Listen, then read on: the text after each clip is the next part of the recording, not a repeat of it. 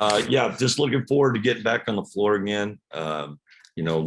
Long break for us, but not really an opportunity to improve on things because we've only had 1.5 practices, really one full practice with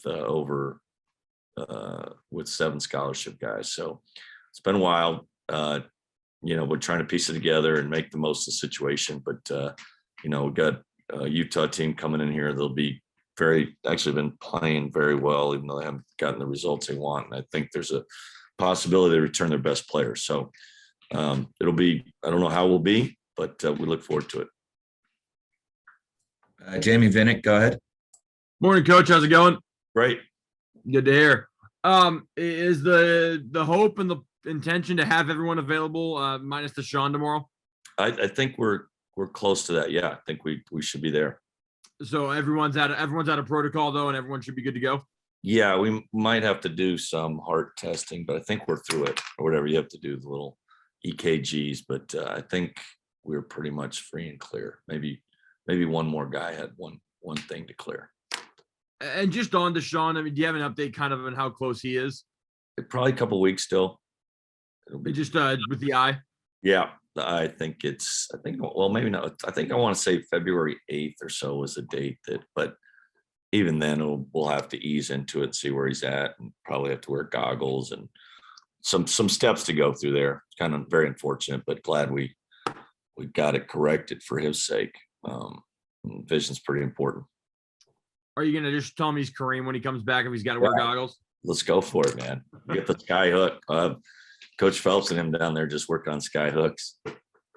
Obviously the 2 weeks off. And this might seem like a weird question just in hindsight, but was it almost easier to be able to have to go through this after coming off a win, just instead of having a sour taste in your mouth? Yes. Well, that's the easiest question I'll ever answer. I mean, yes. And I don't know if that softens you up or not, but it's I'll be lying if I say it doesn't affect your moods. And I'm trying to be more even keel, but definitely had we lost that game and then you run into this, you just want to get on the court either way, win or lose. But when you lose, you really want to get back there and try to self-correct. You mentioned just a minute ago that Carlson could be back for Utah. With a player as impactful as him, not just on offense, but especially on defense and, being 7 feet tall and clogging the paint, is there a certain way that you have to kind of prepare for with or without him? Absolutely. I think they're going to be more motivated to put the ball inside when he plays. He's inside outside threat, but kind of everything starts with him. So that just kind of changes that dynamic. And then their other centers are solid, to be honest, Mihelic and Team, but he's difference maker, and his ability to protect the rim, is imposing. And usually they play like a drop with them, which I think benefits us and our perimeter guys, because I think if we get over screens, we'll get some good looks, but they may show hard too with him. I don't know. And then this will be kind of the first time that Ty, Mike, and Mo will get their second look at a Pac-12 team. What do you think kind of changes in their approach in that sense? Obviously, Ty and Mike have played teams multiple times before, but especially for Mo, and he had such a good game against Utah last time. What are you kind of looking for from them in terms of how they adjust to playing a team a second time? Well, we won on their floor, so you got to learn how to handle success and we played pretty well at Colorado on that road trip, and kind of backs up against the wall kind of feeling, and we caught a break obviously with Carlson being out, and we played pretty with purpose, so you got to even be more diligent that way. And hopefully, Mike's in his 5th year. He's a pretty poised guy, and I think he'll bring the right attitude and understanding that. And he's, like I said, he's emerged as our leader, and it's nice to have a 5th year guy that's been through a lot of wars, even though they haven't been here. He should be ready. And I don't blame him. I mean, Noah took a questionable shot at the end of the last game, so they got a little motivation too. That did sit well with them, and like I said, they've been playing pretty hard. And then just last thing, the women now play before you guys on Wednesday, I think at 1 o'clock or 2 o'clock. Does that change the floor at all? Just, is there something you have to kind of maybe watch for that floor could be a little worn from having a game being played a couple hours before? I never thought of that in my entire life and would never think of it. You got to get more sleep, Nick. I have no idea. No. You're right. I do need to get more sleep, but No, no. I think it'll be all right. The floor will be cleaned up, and I don't think it'll be an issue. It's a nice floor. thanks, coach. Good luck tomorrow. All right, thanks, Shane. Colin Clark, go ahead. Morning, Coach. How's it going? Great, Colton. How you doing? Good. Thank you very much. You talked about practice time's been limited. In that stretch, what have you been able to accomplish when you haven't been able to have those full team practices? What's kind of the schedule looked like for individual guys over the past, week and a half or so?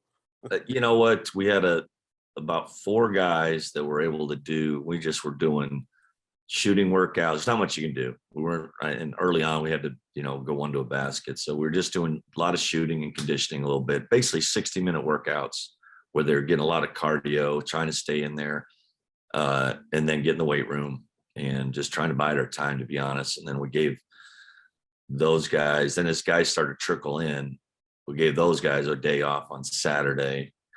And then we had most of our guys Sunday, and then pretty much we're pretty good for today. So there's no handbook how to do it. So I don't know what to expect Wednesday. I just know we come off a long layoff. That could be tricky, I think.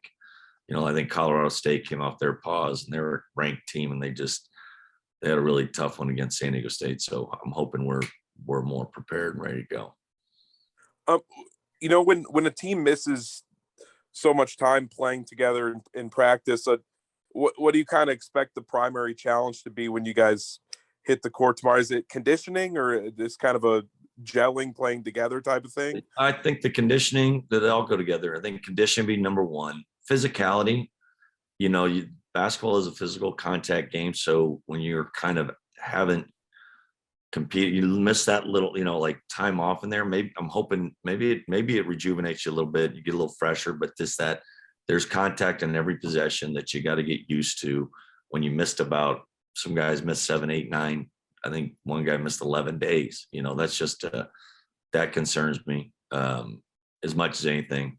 The ball handling, that'll get there. We're trying to keep things simple, but I don't think we're a super sophisticated team, but the conditioning and physicality. How confident are you in all 3 of the postponed games being made up? Well, I heard there's rumor that it's going to be hard to get them in. I think our league office does a great job with it. I think there's a couple.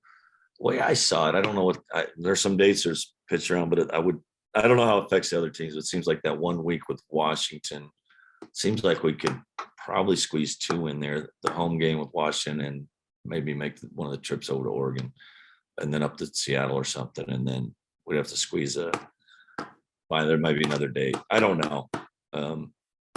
We'll figure it out.